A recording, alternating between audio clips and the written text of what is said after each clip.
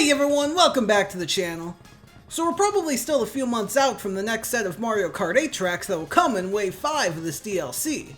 And over the months since Wave 4 has come out, I've been playing the previous waves more and more, and I've wondered to myself, what are the best and worst cups in this DLC? I've ranked all the tracks individually on this channel through each wave, but a cup is always interestingly different because you could have a track you love in a cup, but if the other three tracks are just okay, then the cup wouldn't be ranked as highly as you'd think. Plus, as I've played these tracks more and more, my opinion has slightly shifted here or there.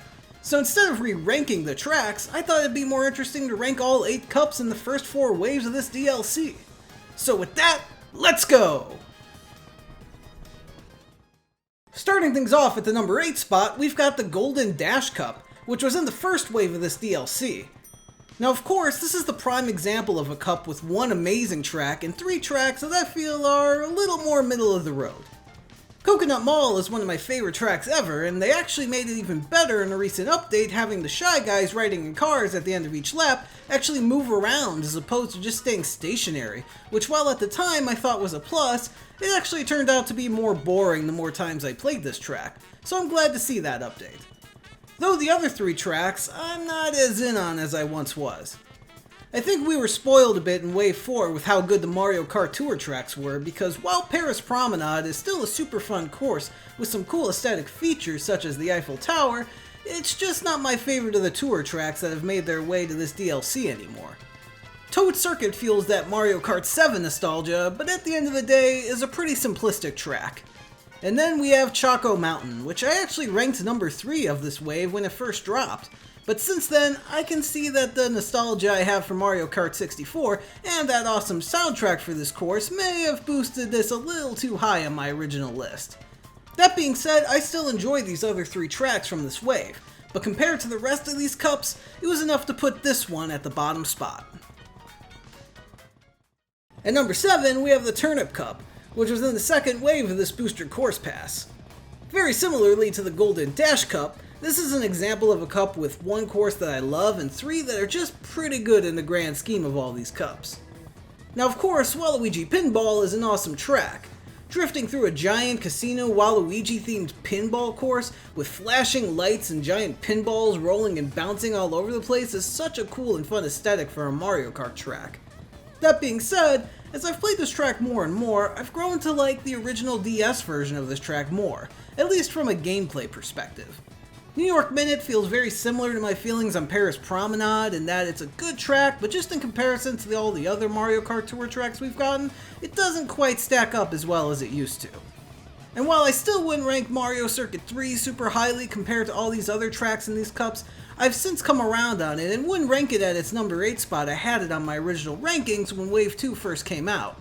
What they did to Calamari Desert though, with each lap having its own variation to spice up what was originally a bit of a slow track, is still a really cool idea I appreciate.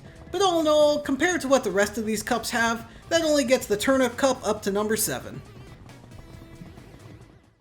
Now at number 6, we have the Lucky Cat Cup from the first wave of tracks.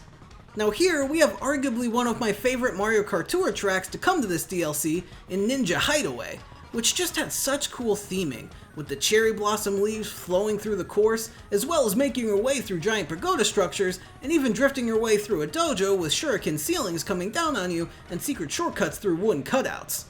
There are so many different ways you can navigate this course too, making it a track that's super replayable for me. Shroom Ridge is a track that I've definitely grown to appreciate more and more since this wave first came out. Between having one of my favorite soundtracks in the game to being a track that is super satisfying to drift through, it's definitely a track I shouldn't have ranked at number 6 when I first did my rankings on this wave. That being said, the other 2 tracks of this wave bring it down a little bit for me. Tokyo Blur, like most of the other tour tracks in this DLC, has the cool feature in that each lap has a different variation, keeping things interesting. That being said, it's just over so quickly, and not the most interesting to drive on, making it one of the weaker Mario Kart Tour tracks in my opinion.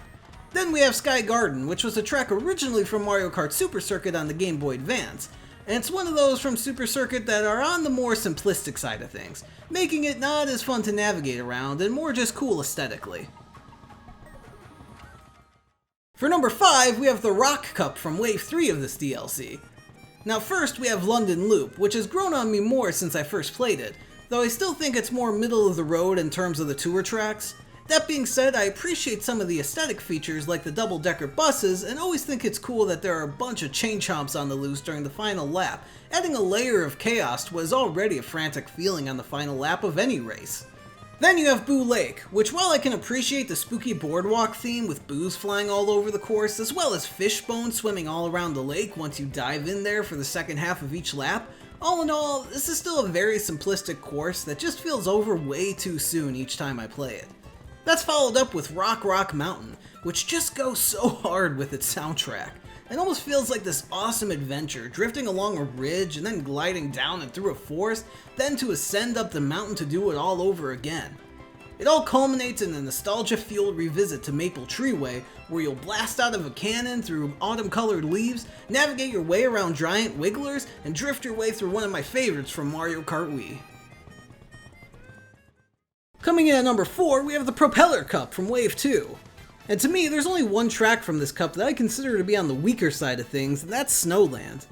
And while I love the snowy and icy aesthetic, as well as seeing all those adorable penguins waddling around all over the course, the track itself is pretty simplistic, and similarly to other Game Boy Advance tracks that have come to this DLC, feels over way too quickly. Sydney Sprint is one of my favorite Mario Kart Tour tracks in this DLC, from each lap feeling better than the last due to the lap variations each time around, to the bop of a soundtrack. Sydney Sprint is a track that I love to replay. Of course, you also have some more Mario Kart Wii nostalgia with Mushroom Gorge showing up in this cup. Bouncing off of the mushrooms over a dark cavernous pit has never been more of a fun time. Then of course you have Sky High Sundae, which still reminds me of a weird Mario Kart, Fall Guys, and ice cream themed crossover that makes for a very unique and fun aesthetic. Plus, drifting around a giant sundae and gliding through a giant ice cream cone makes for a pretty memorable time. Moving on to the number 3 spot, we have the Boomerang Cup from the most recent wave of tracks, Wave 4. For starters, this cup has my favorite Mario Kart Tour track to come to this DLC so far, in Singapore Speedway. And it's just such a fun track to drive on, between getting shot out of a cannon up to a hotel resort rooftop with Goombas and floaties just hanging out, to drifting along a narrow bridge that loops through the city. That mixed with a pop of a soundtrack, as well as all the cool aesthetics of this bustling city at night, makes for a memorable Mario Kart Tour track experience. You also have my second favorite Waluigi themed track in the fold here, with Waluigi Stadium finally making an appearance. And while I'm happy to see this one in this cup, it wouldn't be my preferred way to play this track, as I think both the GameCube and Wii versions of this track are a little better, but that doesn't take away from the frantic fun that comes with navigating this dirt road classic. Now, Bangkok Rush I put in the mid-tiers in terms of the Mario Kart Tour tracks that we've seen in these waves, but still has enough going on to make it a very memorable track. Especially the section where you drive up the parking garage and then fly out of it to then bounce on top of the various tents that are set up on the ground below. Then there's also Mario Circuit from Mario Kart DS, which I think is one of the more interesting basic circuit tracks in the game, between the giant piranha plant spitting fireballs at you, to drifting through the forest with a giant sleeping wiggler that'll wake up on the last lap. All that being said, while I like this cup quite a bit, there are still 2 more that place ahead of it. At the runner-up spot at number 2, we have the Moon Cup from Wave 3. Berlin Byways is another Mario Kart Tour track that has grown on me over the last few months. I think overall I've grown to appreciate the tracks that have other vehicles that you have to navigate around more, and that is very telling here, as something that I used to see as a hindrance is now a positive in Berlin Byways. Between that and moments like the Womps falling out of a wall trying to smash you, as well as a couple thwomps that you have to boost under at the end of a couple laps, you have a pretty good time. Then you have Peach Gardens, which was one of my favorites from Mario Kart DS, making its way to this cup. Again, just a cool aesthetic to be racing through a giant garden outside of the Mushroom Kingdom, filled with chain chomps roaming around, as well as giant hedge sculptures of some of our favorite Mushroom Kingdom residents. You then have Merry Mountain, which at the time was very fitting as we got this wave of tracks around the holidays. And while I still love this track and agree with how I ranked it originally, I will say it doesn't quite hit the same way playing it in the middle of May. Then of course you have the main attraction of this cup in 3DS Rainbow Road. My favorite Rainbow Road track, and honestly my favorite Mario Kart track overall. When this wave first came out and I revisited this track for the first time in a while, it hit me just how special this track is. And honestly, each time since then, that feeling hasn't gone away. And while I am gushing about how awesome this track is, it alone isn't enough to get at the top spot on this list. And at the top spot at number 1 we have the Fruit Cup from this most recent wave of tracks. It starts off with Amsterdam Drift, which is one of my favorite Mario Kart Tour tracks to make its way to this DLC. Now most every Mario Kart Tour track has each of the 3 laps being a different variation of the course, but I feel like Amsterdam Drift does a great job with each lap really having something that makes it stick out. The first lap has you gliding over a train and into a section with giant windmills, the second lap has you navigating underwater sections, and the third lap has you drifting through a giant garden of tulips.